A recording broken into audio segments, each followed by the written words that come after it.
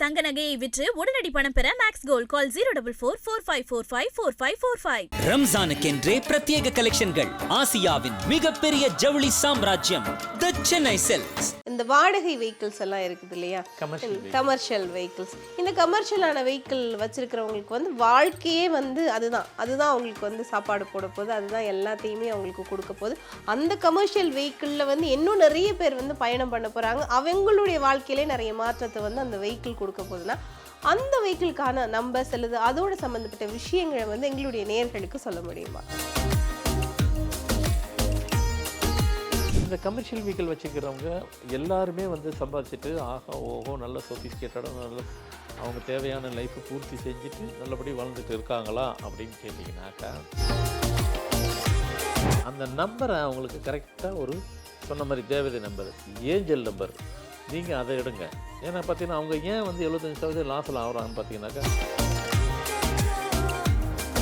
12ஆம் நம்பர் இருக்கும், கூட்டினா 12, இவங்க பிறந்தது 24ஆம் தேதி. இப்போ என்ன பண்ணுனாக்கா அது வந்து விபத்தை சந்திச்சு இது வந்து தேவையில்லாதது அப்பப்போ வண்டி ரிப்பேர்னு கொடுக்கும். இதுக்கும் இந்த ப்ராப்ளம் தான். அப்போ இவங்க சம்பாதிக்கிறதெல்லாம் செலவினங்களுக்கு போயிடும். மொத்தத்தில் இப்படி தான் அவங்க தேவைக்கு கனெக்டிவிட்டி இல்லாத நம்பர் தான் கிடைக்கும். இந்த நம்பர் கிடைக்கிறதுனால கனெக்டிவிட்டி இல்லாத நம்பர் வர்றதுனால இவங்களுடைய வாழ்வாதாரம் 6ஆம் தேதி 11ஆம் மாதம் 1982 6/2/21 இது உங்கள் ஃபார்மெட்டு, உங்கள் தேதிக்கு நீங்கள் உங்கள் வண்டி நம்பர் நீங்கள் எப்படி எடுக்கணும் அப்படின்னு பார்த்தீங்கன்னாக்கா அந்தந்த ஊர் ரிஜிஸ்ட்ரேஷன். இப்போ தமிழ்நாடுனா டிஎன்னு, தமிழ்நாடு தாண்டி மற்ற ஸ்டேட்டு, உலகம் ஃபுல்லாக உங்கள் நம்பரு. இந்த 4 நம்பருக்கு நீங்கள் எப்படி எடுக்கணும்? ரோஸ்கன் கூட வண்டிங்க இருக்குது. 50 லட்சம் மினிமம் கூட வச்சுக்கலேன். வருஷத்துக்கு ஒரு வண்டி, 10 வருஷத்துக்கு 10 வண்டி வாங்கிட்டே இருப்பீங்க. இதுக்கு முன்னாடி வருஷத்துக்கு 50 லட்சம் நஷ்டம் ஆகுறீங்க, இப்போ லாபத்தை சம்பாதிக்கிறீங்க. கண்டிப்பாக இந்த நம்பர் உங்களுக்கு கை கொடுக்கும். அதுக்கு தான் ஏஞ்சல், தேவதையை நம்பர் மூலயமாக வந்து உங்களுக்கு. ஐபிசி பக்தி நேயர்களுக்கு இனிமையான இந்நேரத்து வணக்கங்கள். இன்று நம்மோடு ஃபார்மேட் நியூமராலஜியினுடைய தந்தை டாக்டர் மகாதன்சேகர் ராஜா ஐயா அவர்கள் இணைஞ்சிருக்காங்க. வாழ்க்கைக்கு தேவையான பல விஷயங்கள் ஐயா கிட்ட கேட்டு தெரிஞ்சுக்கலாம். ஐயா வணக்கம். வணக்கம்மா. அதாவது உங்களோட பேசும்போதுனாலே எண்கள் பற்றி பேசாமல் நம்ம கடந்தே போக முடியாது. அது எண்கள் தான் வாழ்க்கையோட எல்லாமே, கண்கள் அப்படின்னு கூட சொல்லலாம். இந்த வகையில் வந்து தேவதை எண்கள் பற்றின ஒரு பெரிய சப்ஜெக்ட் பற்றி நிறைய பேசியிருக்கோம். நிறைய விஷயங்கள் நீங்களும் சொல்லிருக்கீங்க. குறிப்பாக வந்து இந்த வாகனங்களுக்கு, அதுவும் சொந்த வாகனங்களுக்கெல்லாம் நீங்கள் வந்து இந்த தேவதை எண்கள் விஷயங்கள், எண்கள் சம்பந்தமான விஷயங்கள் அப்படின்னு சொல்லி நிறைய விஷயங்களை வந்து நீங்கள் சொல்லியிருக்கீங்க. இந்த வாடகை வெஹிக்கிள்ஸ் எல்லாம் இருக்குது இல்லையா, கமர்ஷியல் வெஹிக்கிள்ஸ். இந்த கமர்ஷியலான வெஹிக்கிள் வச்சிருக்கிறவங்களுக்கு வந்து வாழ்க்கையே வந்து அதுதான் அவங்களுக்கு வந்து சாப்பாடு போட போகுது, அதுதான் எல்லாத்தையுமே அவங்களுக்கு கொடுக்க போகுது. அந்த கமர்ஷியல் வெஹிக்கிள் வந்து இன்னும் நிறைய பேர் வந்து பயணம் பண்ண போறாங்க. அவங்களுடைய வாழ்க்கையிலே நிறைய மாற்றத்தை வந்து அந்த வெஹிக்கிள் கொடுக்க போகுதுன்னா அந்த வெஹிக்கிளுக்கான நம்பர்ஸ் அல்லது அதோட சம்பந்தப்பட்ட விஷயங்களை வந்து எங்களுடைய நேயர்களுக்கு சொல்ல முடியுமா? கண்டிப்பாம்மா. ஏன்னா மக்கள் வந்து இன்னைக்கு நீங்கள் சொன்ன மாதிரி காருக்கு கேட்டுட்டு எல்லாரும் அதில் அடாப்ட் பண்ணிட்டாங்க. என்ன ஒன்று, இதுக்கு முன்னாடி என்கிட்ட பார்க்குறவங்களுக்கு நான் அவங்களுக்கு சொல்லிக் கொடுக்குறது, சரி வெறும் பார்க்குறவங்களுக்கு சொல்லிக் கொடுத்தோம் அப்படிலாம் கிடையாது, எல்லாத்துக்குமே சொல்லிக் கொடுப்போம் தான். நம்ம நிகழ்ச்சியில் எல்லாமே சொல்லிக் கொடுக்குறோம். அது கார் உள்ளவங்களுக்கு சரியாக போயிடுச்சு. கமர்ஷியல் வெஹிக்கிள் சம்பாதனை ஒன்று இருக்குது. சம்பாதிக்கும் போது இப்போ ஒரு பெரிய லாரி, அதாவது லாரி லோடு வெஹிக்கிள், அதான் கமர்ஷியல் வெஹிக்கிள். இப்போ நமக்கு பொருள் கூட பார்த்திங்கனாக்கா ஒரு இடத்துலேருந்து ஒரு இடம் போகுது, கொண்டு வரணும். இப்போ நம்ம இடத்துல இருந்துட்டு நம்ம இருக்கிற இடத்துலையே எல்லா பொருளும் வராது. வெஜிடபிள்ஸ் எல்லாம் வேணும், சாப்பிட்ற கூட்ஸ் எல்லாம் வேணும் அப்படின்னாக்கா எல்லாமே ட்ரெயினில் கூட்ஸ் வண்டியில் போயிடும். அப்படின்னாக்கா அதெல்லாம் போகுது. கூட்ஸில் நிலக்கரி தான் போவோம், சில பொருள் போவோம், வீட்டு போவோம், ரைஸ் அப்படிலாம் போவோம். ஆனால் அது வந்து எல்லாத்தையுமே கொண்டு போக முடியாது. குறிப்பாக வந்துட்டு வெஜிடபிள்ஸுக்கு போகவே முடியாது. அது வந்து த்ரூ பை இதுதான், ரோடு தான்.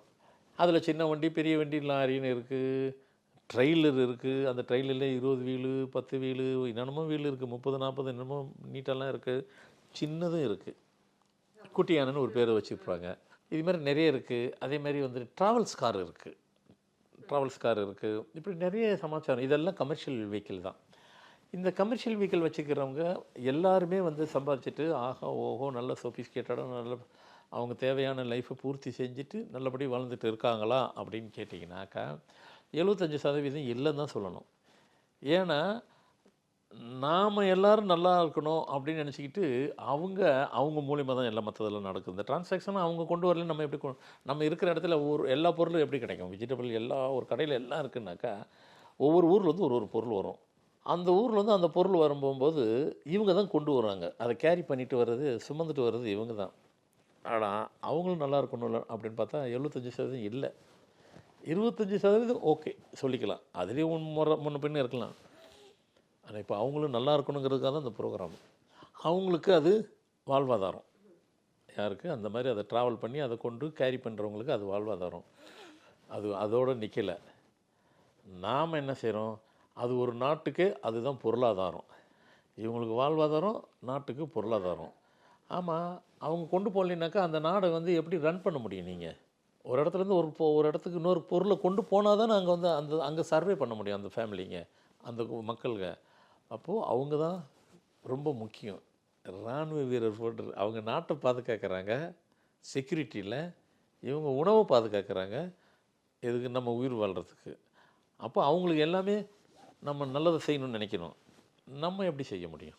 ஆனால் நாம் தான் செய்யணும். எதில்? நம்ம ஃபார்மல் நியூமராலஜி மூலமாக செய்யலாம். அந்த நம்பரை அவங்களுக்கு கரெக்டாக சொன்ன மாதிரி தேவதை நம்பர், ஏஞ்சல் நம்பர், நீங்கள் அதை எடுங்க. ஏன்னா பார்த்தீங்கன்னா அவங்க ஏன் 75% லாஸில் ஆகுறாங்கன்னு பார்த்தீங்கன்னாக்கா, காசு போடுவாங்க, இஎம்ஐ கட்டுவாங்க, டிஓ கட்டுவாங்க. கட்டி முடிக்கும்போது இப்போ பார்த்தீங்கன்னா ஒரு வண்டி இருக்குது. ஃபார் எக்ஸாம்பிள் இப்படி சொல்லி முடிக்கிறேன். ஒருத்தர் அவர் பிறந்த தேதி 7ஆம் நம்பர் பிறந்திருக்கிறாரு, 16ஆம் தேதி பிறந்திருக்கிறாரு.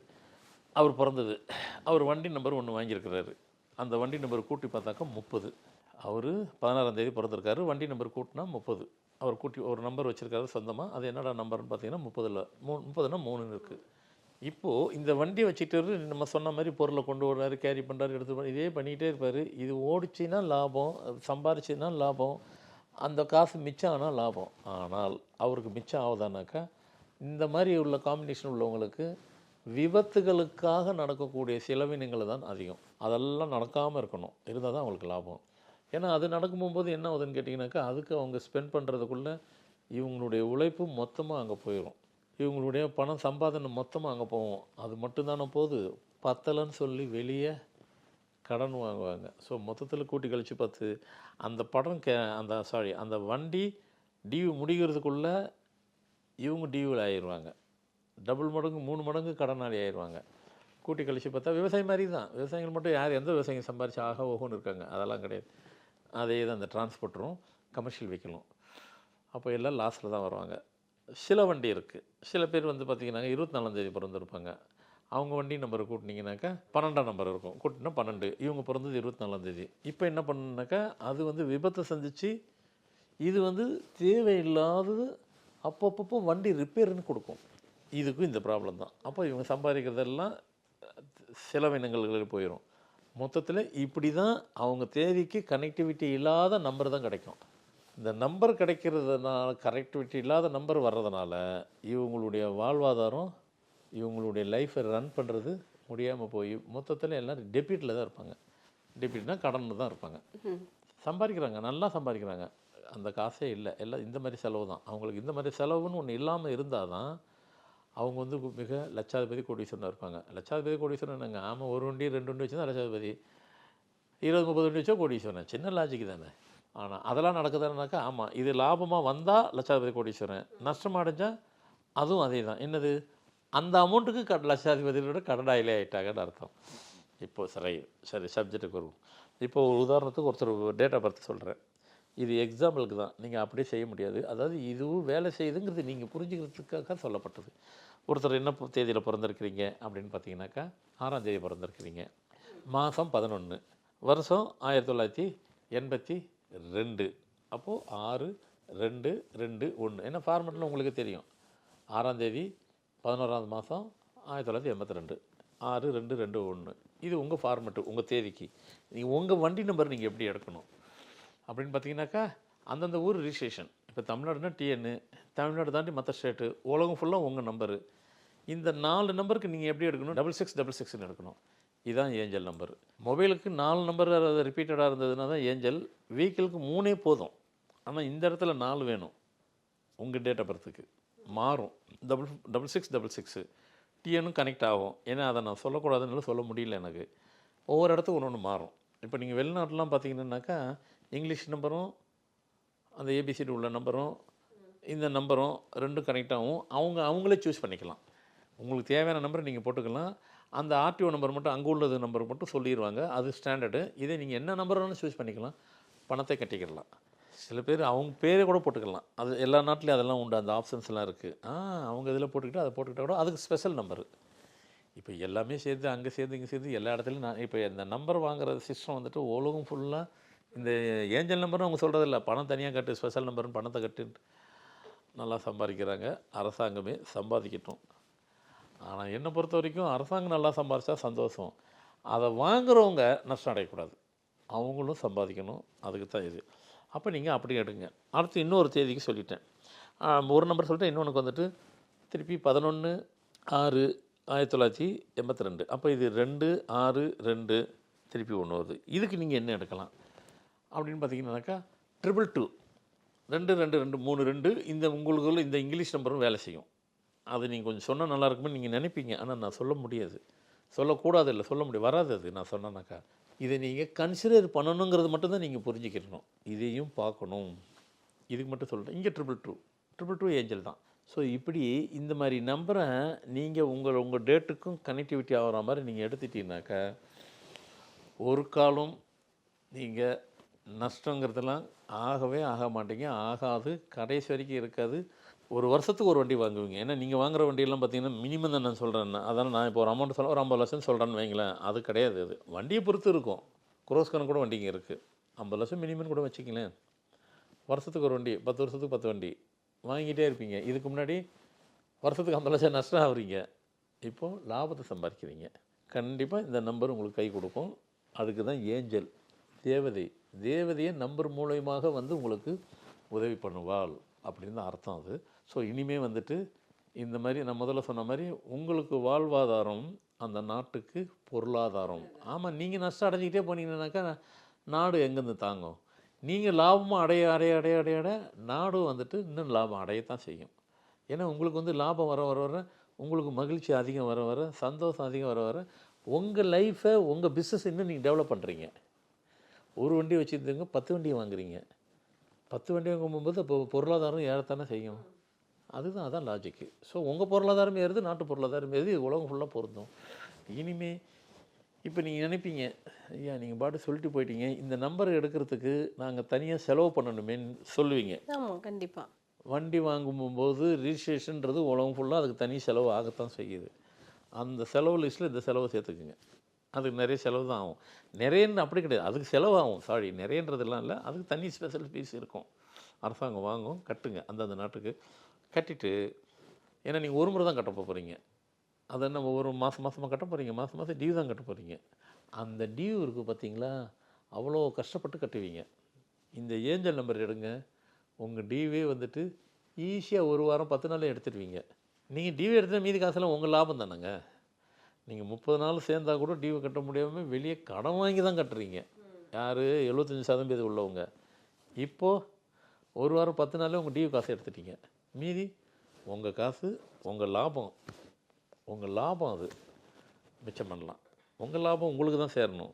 இதுக்கு முன்னாடி உங்களுக்கு சேராமல் நஷ்டம் அடைஞ்சிட்டு இருந்தீங்க. இனிமேல் உங்கள் காசு உங்கள் கிட்டோடு இருக்கிறதுக்கு இப்படி இந்த வழிமுறையில் எடுங்க. ஜெயிச்சிக்கிட்டே இருப்பீங்க. உங்கள் பொருளாதாரம் உயரும், நாட்டின் பொருளாதாரம் உயரும், எல்லாமே ஹாப்பியாக இருக்கலாம். கமர்ஷியல் வெஹிக்கிளுக்கும் ஏஞ்சல் நம்பருக்கு எப்படி கனெக்டிவிட்டி ஆகுதுங்கிறதுக்கு அழகாக கொடுத்துட்டோம். உலகம் ஃபுல்லாக இதை எல்லோரும் ஃபாலோ பண்ணுவீங்கன்னு நான் நம்புகிறேன். நிச்சயமாங்க ஐயா. இப்போ எனக்கு என்ன ஒரு கொஷின் இதில் வருது என்ன அப்படின்னா, இப்போ நாங்கள் டேட் ஆஃப் பர்த் எடுத்து தான் இந்த விஷயங்களெல்லாம் நம்ம ஃபார்மேட் நியூமராலஜி படி சொல்லிகிட்டு இருக்கோம். ஆனால் ஆல்ரெடி வந்து வண்டி வாங்கி வச்சுருந்துருப்பாங்க. அவங்க அந்த கமர்ஷியலுக்கு பயன்படுத்துகிற பொருள் அப்படின்னு சொன்னால், ஃபார் எக்ஸாம்பிள் நான் கேட்குறேன், ஒரு பால் ஏற்றிட்டு போகிற ஒரு வண்டி, இவங்களோட பொருளுக்கும் இந்த ஏஞ்சல் நம்பர்ஸோட கனெக்ட் பண்ணி ஏதாவது நம்ம நம்பரை யூஸ் பண்ணலாமா? அப்படி ஏதாவது ஒரு கான்செப்ட் இருக்கா? இல்லை, நீங்கள் கேட்டது உண்மையிலே புரியல. ஆனால் நான் என்ன புரிஞ்சுக்கிட்டேன்னா, இப்போ ஒரு பால் மில்க்கு வண்டி, அந்த வண்டினா இதுக்கு இந்த ஏஞ்சல் நம்பர் இருந்தால் கரெக்டாக இருக்கும் அப்படின்ற மாதிரி ஏதாவது கான்செப்ட் இருக்கா? இல்லை ஒரு காய்கறி ஏற்றிட்டு போகிறாங்கன்னா இதுக்கு இந்த ஏஞ்சல், இதுவே வந்து ஒரு பெட்ரோல் ஏற்றிட்டு போகிறாங்க கமர்ஷியல் வண்டி, அப்படின்னா அதாவது கொண்டு போகிற பொருளுக்கும் ஏஞ்சல் நம்பர்ஸுக்கு சம்மந்தம் இருக்குது. நம்ம வந்து இப்போ டேட் ஆஃப் பர்த்தை கனெக்ட் பண்ணி சொல்லியிருக்கோம். ஆனால் அவங்க செய்கிற வியாபாரத்துக்கும் ஏஞ்சல் நம்பர்ஸுக்கும் அவங்க கொண்டு போகிற பொருளுக்கும் ஏஞ்சல் நம்பர்ஸுக்கும் சம்மந்தம் இருக்கா? அது கனெக்ட் ஆகாது. ஏன்னா இப்போ பெட்ரோல் வண்டின்னு சொல்லின்னு வச்சுக்கலேன், அவன் பெட்ரோல் வண்டி பெட்ரோலை தவிர வேறு எதுவும் ஏற்ற முடியாது. ஆமாம். அது அது முடிஞ்சிருச்சு. இன்னொரு வெஹிக்கிள் வண்டி, அது கமர்ஷியல் வெஹிக்கிள் அப்படின்னு எடுத்துக்கிட்டாக்கா, அந்த கமர்ஷியல் அப்படின்னு சொன்னாவே பலதரப்பட்ட பொருளை அவங்க ஏற்றுவாங்க. அதேமாதிரி பால் சொன்னீங்க, பால் அப்படின்னாக்கா அது பால் தான் ஏற்ற முடியும். எப்படி பெட்ரோல் வண்டி பெட்ரோல் தான் ஏற்ற முடியுமோ, பால் வண்டி பால் தான் ஏற்ற, பாலை தவிர எதுவும் ஏற்ற முடியாது, முடிஞ்சிருச்சு. வெஜிடபிள்ஸ் ஏற்றுற வண்டி வெஜிடபிள்ஸும் ஏற்றலாம், மற்ற சக்கரை ஏற்றலாம், எந்த பொருளும் ஏற்றலாம். கமர்ஷியல் அப்படின்னு சொன்னாவே பலதரப்பட்ட பொருள்களை ஏற்றக்கூடிய வண்டி தான் அது கமர்ஷியல். பொருள் அந்த வண்டிக்குள்ளே ஏற்றுற பொருளுக்கும் இந்த நம்பருக்கும் சம்மந்தம் கிடையாது. இவரோட வண்டி ராமசாமிங்கிற ஒருத்தர், அவர் பிறந்த தேதிக்கு அவர் வச்சிருக்கிற வண்டி நம்பர் கரெக்டாக கனெக்டிவிட்டி ஆயிடுச்சுன்னா அவர் எதை ஏற்றுனாலும் அவருக்கு லாபகரமாக தான் முடிக்கும். அதனால் அதுக்கு இதுக்கு சம்மந்தம் கிடையாது. அந்த வண்டியில் அவர் என்னத்தை ஏற்றினாலும் சரி, என்ன பொருளை ஏற்றினாலும் சரி, அந்த பொருளை வந்துட்டு அந்த வண்டி ஏற்றக்கூடிய பொருள். அதான் நம்ம முதல்ல சொல்லிட்டு, பெட்ரோலுக்கு அது தனி வண்டி பெட்ரோல் தான் ஏறும், பால் வண்டியும் பால் தான் ஏறும், வேறு எதுவும் மாற்ற முடியாது. இதை தவிர மற்ற பொருளுக்கு ஒரு கமர்ஷியல் வெஹிக்கிள் எந்த பொருளை ஏற்றினாலும் ஏற்றக்கூடிய பொருளுக்கும் அதெல்லாம் கால்குலேட் பண்ண தேவையில்லை. இப்படி தான் இருக்கும். ஸோ கவலைப்பட வேண்டாம், சூப்பராக இருக்கும். அதாவது இப்போ கமர்ஷியல் வண்டி அப்படிங்கிறதுக்கு பின்னால் இவ்வளோ வாழ்க்கைக்கு தேவையான விஷயங்கள் இருக்குது அப்படின்னு கேட்கும் போது ரொம்பவே ஆச்சரியமாக இருந்துச்சு. நிறைய பேருக்கு இது பார்க்குறப்போ ரொம்பவே பயனுள்ளதாக இருக்கும். ஏன்னா வாழ்க்கையில் நிறைய அடி வாங்கியிருப்பாங்க. அந்த அடியிலேருந்தெல்லாம் விடுபட்டு வெளியில் வரணும்னா கண்டிப்பாக இந்த காணொலி அவங்களுக்கு போய் சேரும். அடுத்தது என்னுடைய கேள்வி என்னன்னாங்க, இப்போ வீட்டில் நிறைய பேர் வந்து இந்த ஹைப்ரிட் மரங்கள் எல்லாம் வந்து வீட்டுக்குள்ளேயே வளர்க்குறாங்க. இது சரிதானா? ஏன்னா நமக்குன்னு இயற்கை ஒன்று இருக்குது, நம்ம இது செயற்கையாக ஒன்று உருவாக்கி அதை வளர்க்குறோம். அது விருப்பப்பட்டு நிறைய பேர் வளர்க்குறாங்க, அது ஒரு ஃபேஷனாக இருக்காங்க. கொஞ்சம் வந்து வசதி படைத்தவங்க வீட்டில் இது நிறைய பார்க்கக்கூடியதாக இருக்குது. இது சரிதானா? ஆமாம், பொதுவாக வந்துட்டு பார்த்திங்கன்னா, இப்போ நம்ம வீடு இருக்குது, வீட்டை சுற்றி மரம் வளர்க்கலாம். ஓகே, வீட்டை சுற்றி மரம் வளர்க்கலாம், வீட்டுக்குள்ளேயே மரம் வளர்க்கக்கூடாது அப்படின்னு என்னன்னாக்கா, இந்த ஹைப்ரிட் நீங்கள் சொன்ன மாதிரி வீட்டுக்குள்ளேயே ஹைப்ரிடுன்ற பேரில் தென்னை மரம் இருக்குது. இந்த சைஸ் தான் இருக்கும், இந்த சைஸில் தென்னை மரம் இருக்குது. அப்படியே இளநீர் இளநீராக தொங்குது. அடுத்து வந்து இளநீர் இந்த பழமரம் இவ்வளோ தான் சைஸ் இருக்குது. அது ஹைப்ரிடுங்கிற பேரில் பழம்லாம் இவ்வளோ பழக்காய் இவ்வளோ ஒன்று அப்படியே தொங்குது. இதெல்லாம் நான் பார்த்துருக்குறேன். வாழை மரம், அதுலேயும் வாழைக்காய் அதெல்லாம் இருக்குது. இப்படி வீட்டுக்குள்ளே இதை நம்ம வளர்க்கலாம்னு சில பேர் வீட்டு மொட்டை மாடிக்கு மேலெலாம் வளர்க்குறாங்க. சில பேர் வீட்டுக்குள்ளே பால் கேணிலாம் வளர்க்குறாங்க. வீட்டை சுற்றி ஸ்பேஸ் வராண்டா மாதிரி கொஞ்சம் ஸ்பேஸ் இருந்தால் அங்கெல்லாம் வச்சுக்கிறாங்க, ஹாலில். அதெல்லாம் வீட்டுக்குள்ளே இது மாதிரி வளர்க்கலாமானாக்கா, நீங்கள் வீட்டை சுற்றி வளர்க்கலாம், ஆனால் வீட்டுக்குள்ளே வளர்க்கக்கூடாது. ஏன் வளர்க்கக்கூடாது, என்ன ப்ராப்ளம் அப்படின்னு கேட்டிங்கனாக்கா, ஃபர்ஸ்ட் ஆஃப் ஆல் நீங்கள் அப்படி வளர்த்திங்க அப்படின்னு சொன்னாவே அது தவறு. ஏன் அப்படின்னாக்கா, மரம் அப்படின்னா தென்னை மரம்னு இருக்குது. தென்னை மரத்தை நீங்கள் மரம் இப்படி இருக்கும், பூமி கடியில் இருக்கும், நம்ம மரம் இங்கே தான் இருக்கும். ஆனால் இதனுடைய வேர்லாம் பார்த்தீங்கன்னாக்கா அது போகும் 100, 200, 300 மீட்டருக்கு வேர் இருக்கும் தென்னை மரத்துக்கு.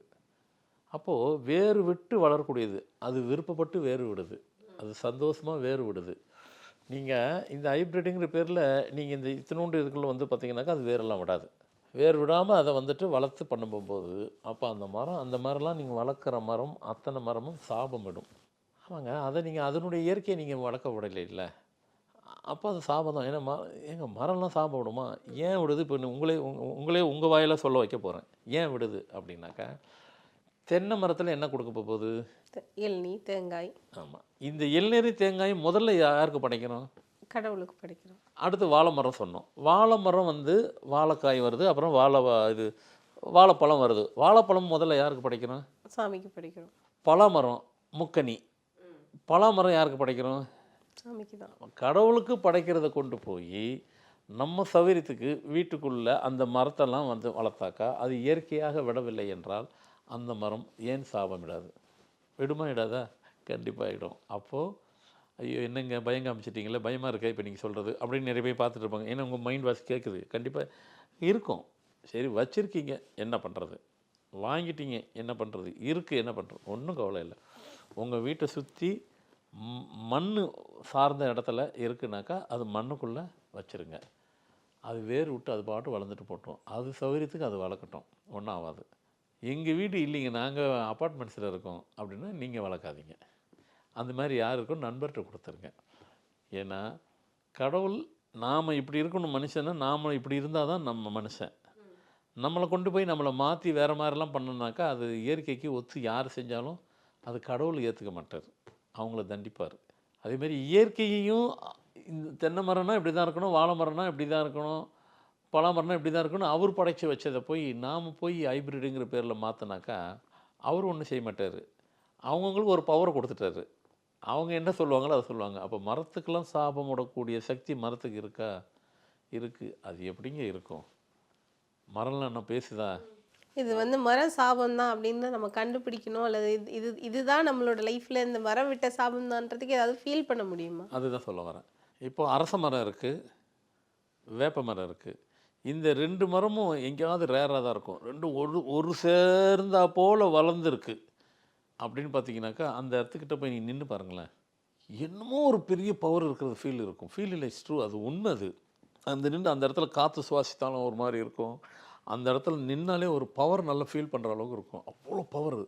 ஆனால் 2 மரம் ஒன்று சேராது. ஒரு சில இடத்துல சேர்ந்துச்சுனாக்கா ஒரு கடவுள்கிட்ட நின்று நம்ம பவர் எப்படி உணர்கிறோமோ அந்த பவர் அந்த 2 மரமும் இணைஞ்சிருச்சுன்னா இருக்கும். வேப்ப மரமும் அரச மரமும்.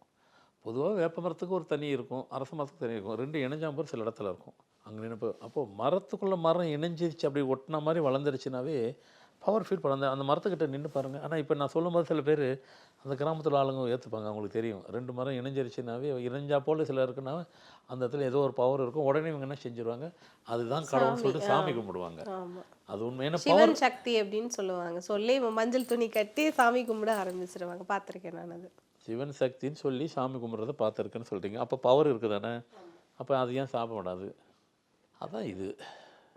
ஸோ அதனால் வந்துட்டு விடும், எல்லா சக்தியும் அதுங்களுக்கு உண்டு, இல்லை அப்படின்னு சொல்கிறதுக்கு இல்லை, எல்லாமே உண்டு. அதான் நம்ம சொல்கிற மாதிரி நான் ஆராய்ச்சி பண்ணி சொல்கிறத உங்களை சிந்திக்க சொல்கிறேன். நீங்களும் குட்டியாக ஒரு சின்ன ஆராய்ச்சி பண்ணிக்கிங்க. ஆமாம் அப்படியே தான் இருக்குது. நீங்கள் என்ன ஆராய்ச்சி பண்ண போகிறீங்க? உங்களை என்ன மாதிரி ஆராய்ச்சியில் நீங்கள் பண்ணிக்க வேண்டாம், அதை நான் பார்த்துக்கிறேன். இது ஆமாவா இல்லை நீங்கள் கிராஸ் செக் பண்ணுறீங்க, அதுவே ஆராய்ச்சி தான். ஆமாம் கரெக்டாக தான் சொல்கிறீங்க. சரிங்க, இப்போ நீங்கள் வீட்டுக்குள்ளேயே அப்படி வச்சுருந்துட்டோம், அது சாபம் ஓட்டுறோன்னு சொல்லிட்டீங்க. சாபம் ஓட்டால் எங்களுக்கு என்ன நடந்துடும்? உங்களுக்கு எதுவுமே நடக்காதுன்றேன். நல்லது எதுவும் நடக்காது, எந்த காரியமும் நடக்காது. அதாங்க சாபம். நல்ல காரியம் எது இருக்கோ எதுவுமே நடக்காது. எடுத்துருங்க, சூப்பராகிடும், நல்லா ஆயிடுச்சு. ஒன்று வீட்டை சுற்றி இடம் இருக்குது, அங்கே கொண்டு போய் வச்சுருங்க, அது பாட்டு அது இயற்கையாக அதை விட்டுருங்க, சூப்பராகிடும். எதெல்லாம் உங்களுக்கு நடக்கிற காரியம்லாம் நடக்காமல் நிற்கிறது அவ்வளோ நடந்துடும். எதெல்லாம் நீங்கள் நினச்சி வச்சுட்டு இருக்கிறீங்களோ, பிஸ்னஸில் ட்ரை பண்ணிகிட்டே இருக்கிறீங்களோ, பார்த்தீங்கன்னாக்கா நீங்கள் ஒரு அனலைசேஷன் பண்ணி பாருங்கள். இதை கொண்டு வந்து வைக்கிறதுக்கு முன்னாடி இருந்ததுக்கும் கொண்டு வந்து வச்சதுக்கும் நீங்கள் அனலைசேஷன் பண்ணியிருக்க மாட்டீங்க. அப்படியே ரீகலெக்ட் பண்ணி பாருங்க. ஆமாம், இம்மிடியட்டாக நிகழ்ச்சியை பார்த்துட்டு ஃபுல்லாக சுற்றி வச்சுருங்க. எங்கள் வீட்டில் வைக்கிறதுக்கு வாய்ப்பே இல்லைங்க, நாங்கள் அப்பார்ட்மெண்ட்ஸில் இருக்கோம், ஃப்ரெண்ட்ஸ்கிட்ட கொடுத்துருங்க. அந்த ஃப்ரெண்ட்ஸ்கிட்ட கொடுக்கும்போது கூட அவங்க அப்பார்ட்மெண்ட்ஸில் இருக்கிறவங்கள இருக்கக்கூடாது. தரையில் மண் தரையில் வைக்கக்கூடிய வசதி உள்ளவங்க யாரோ அவங்க கையில் கொடுத்துருங்க, சரியாக போயிடும். ஸோ அதனால் வந்து யார் அவங்க ஃப்ரீடமை அப்படி ஃப்ரீயாக விட்டுருங்க. அதுவே நாம் இறைவனுக்கு செய்கிற அதுவே ஒரு பெரிய தொண்டு, அவங்களுக்கும் நம்ம செய்கிற உதவி. ஸோ கண்டிப்பாக இது எல்லோரும் யூஸ்ஃபுல்லாக இருக்கும், எல்லோரும் ஃபாலோ பண்ணுவீங்கன்னு நினைக்கிறேன். நிச்சயமாக. அது மரங்களோட சுதந்திரத்தை கூட பறிக்காதீங்க அப்படின்னு சொல்லி அழகாக சொல்லியிருந்தீங்கய்யா. இப்போ இன்னொரு கேள்வியும் எனக்கு இருக்குது. புத்தர் சிலையெல்லாம் வைக்கிற இடத்துல இந்த பான்சாய் மரங்கள்லாம் கூட வச்சுருப்பாங்க, வீட்டுக்குள்ளேயே தான் வைப்பாங்க. இதுவும் இந்த ஹைப்ரிட் வகையை சேர்ந்ததா? இல்லை, இந்த போன்சாயின்றது வந்து அது அந்த மாதிரி சின்னதாக இருக்கும். ஒருவேளை அது இயற்கையாகவே போன்சாய் மரம்ன்றது அது அவ்வளோதான் இருக்கும், அது பேர் தான் போன்சாய். ஹைப்ரிடுங்கிறது அப்படி கிடையாது. அதை வந்து அதனுடைய அந்த சீட்ஸ் எல்லாம் பாடம் பண்ணி அதை செய்கிறது. போன்சாய்ங்கிறது பை பர்த்தே அது அவ்வளோதான் இருக்கும். அது புத்தரை சுற்றி இருக்கும், அவர்கிட்ட இருக்கும். அவருக்கு அங்கே போய் உட்காந்து போதி மரமே அதுதான் போதி மரங்கிறது. அங்கே வந்து தான் அவருக்கு ஞானோதயம் வந்துச்சு. அது இயற்கையாகவே அவ்வளோதான் இருக்கும். ஆனால் இவங்க அதை ஹைப்ரிட்டில் சேர்க்க முடியாது. போன்சாய் வேறு, ஹைப்ரிடு வேறு. ஹைப்ரிடுங்கிறது இதுதான், இவங்க அது செயற்கையாக மாற்றினது. போன்சாய்ங்கிறது இயற்கை தான். அதனுடைய இப்போ கூட வெளிநாட்டில் நான்லாம் போயிருக்கிறேன், நிறைய பேர் போயிருப்பீங்க, வந்திருப்பீங்க. இங்கே வர செடி மரம் இந்த இதுக்கெல்லாம் வந்து வெளிநாட்டில் இருக்கிறதுக்கு வேறு இருக்கும். அங்கே வளர்கிற செடியெல்லாம் இங்கே வராது, அங்கே வளர்கிற பூக்கள்லாம் இங்கே வராது. ஏன்னா அங்கே உள்ள தட்பவெப்பம்னா அங்களோட இதுக்கெல்லாம் வந்து அதுக்கு அங்கே தான் வரும். இப்போ செரி பழம்னு இருக்குது, சும்மா அங்கே ரோட்டிலே கிடக்கும். ஏன்னு கேட்டிங்கன்னாக்கா குளிர்ந்த பிரதேசம் வேணும். இப்போ நமக்கு செரி பழம் எங்கே இருக்குது? ஊட்டியில் இருக்கும். அங்கே தான் அந்த இயற்கை, இந்த காற்று அதெல்லாம் ஒட்டி இருக்கணும், அங்கே தான் இருக்கும். அதுமாதிரி ஒரு உதாரணம் சொல்கிறேன். அதுமாதிரி அதாவது இயற்கை என்ன இருக்கோ, இறைவன் படைக்கப்பட்டதை அவங்க இஷ்டத்துக்கு விட்டுறணும். அவங்க ஃப்ரீடம்குள்ளே நாம் உள்ளே போகக்கூடாதுன்றது தான் நான் சொல்லலாம்.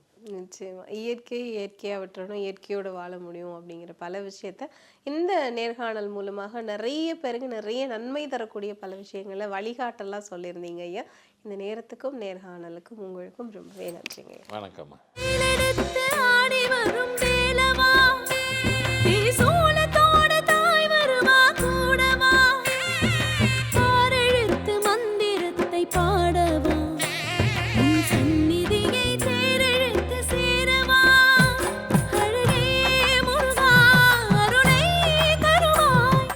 தங்க நகையை விற்று உடனடி பணம் பெற மேக்ஸ் கோல்ட் கால் 04445454545. ரம்ஜானுக்கென்றே பிரத்யேக கலெக்ஷன்கள். ஆசியாவின் மிகப்பெரிய ஜவுளி சாம்ராஜ்யம் தி சென்னை சில்க்ஸ்.